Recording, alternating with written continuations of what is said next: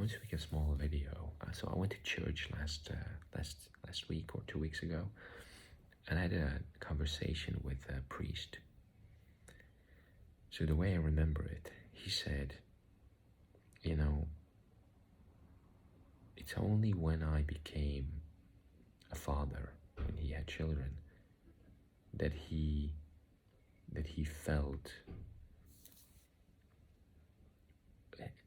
a new kind of depth, a richness in life that he didn't know that it was there, because it's like at the beginning the baby cannot speak, so it's like you have to relate on a new level. You have to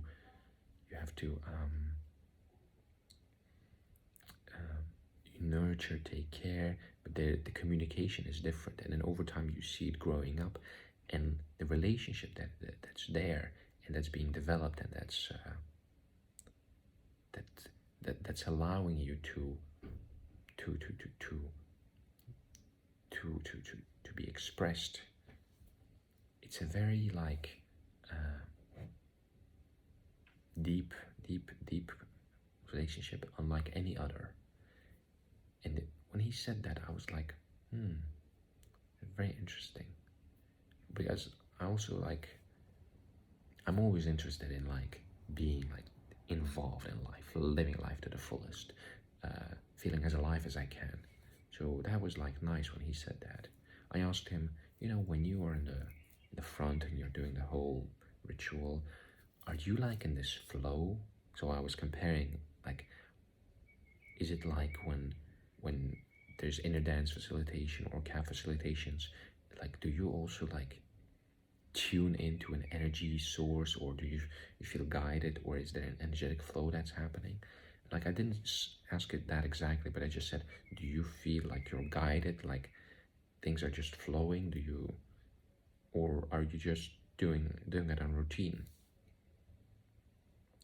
And he was like, yeah,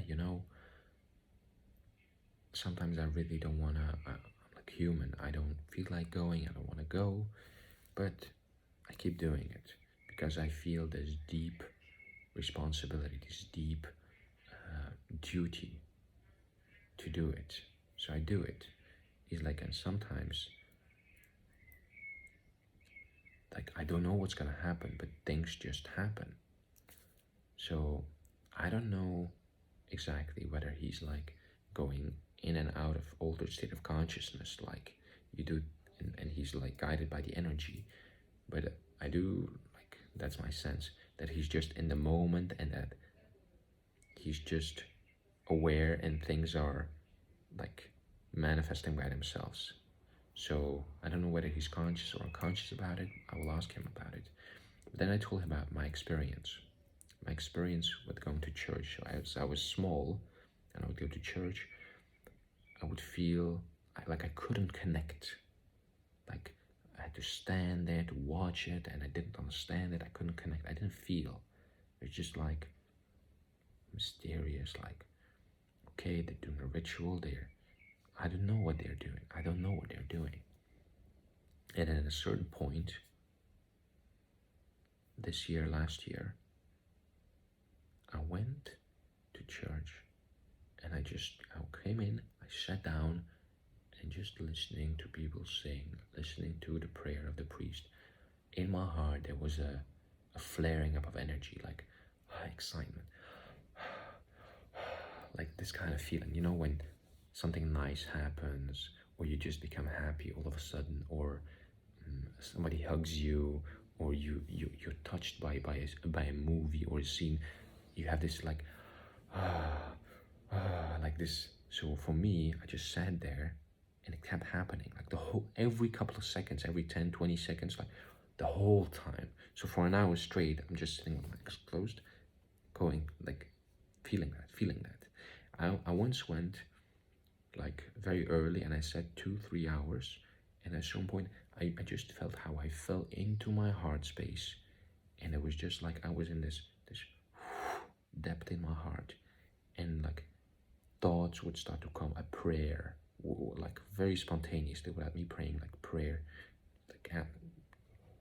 yeah, just a prayer to God, and about my life, and it would just start spontaneously. And I was just observing it, how it was happening by itself. Also in my camp sessions, I started to see like the church and the figure of Christ, like energy beings. And what I remember was, well, no, energy beings would not come from the church. In the church, I would usually see, like in a camp session, like the Christ figure appear, the energy form of Christ, or that's what I'm projecting. I don't know really, but that's what it feels like in my subjective experience. And I told him that, now when I come to church, I don't stand, I don't look, I just close my eyes and I'm just in the energy. And he's like, when you stand, when you're attentive, that's like an active position, an active stance. You're engaged or involved. And I was like, okay. I don't do that. I just sit and I surrender and I just fall into it. And I want to dissolve. I want to be taken. I want to feel. I want to flow. I want to open, to experience.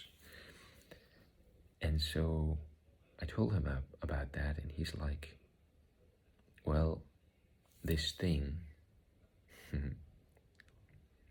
it's like, you had a seed, but the seed wasn't ripe yet, and now it's like it's ripening. It's growing into the tree. The fruits are bearing.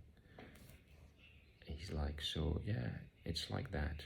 And he's like, if you're ever interested in wanting to be a priest, I will teach you.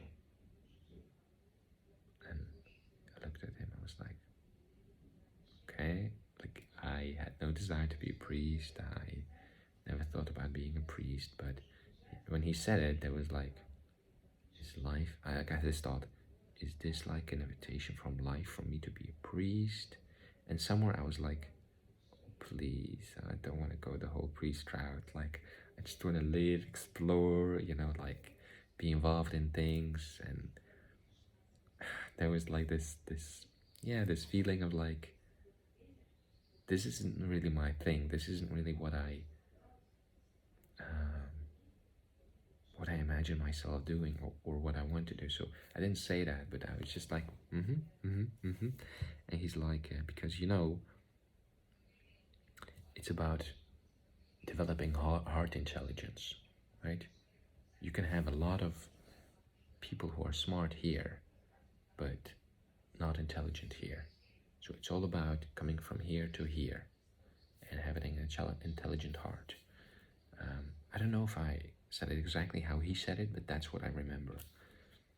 And I understand what he's saying, but it's like, I don't feel called to be a priest. I do feel called to create, to facilitate spaces for people, to connect with people, to have transformative experiences with people, to go deep, to see change, to see growth, to touch, to feel. Yeah. I think it's so beautiful when you see another human being opening up or going through a deep process and then sinking into that. Like, when I see that, I just feel like, wow, so beautiful. So beautiful to see somebody realize something or express their emotions for the first time, or fall into some kind of vulnerability, and it's like new for them as well. And you're like, wow, I'm so blessed to witness this. It's like, this is so precious. Maybe that's my projection,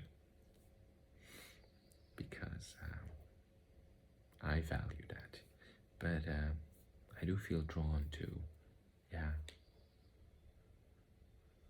to connect. So yeah, who knows?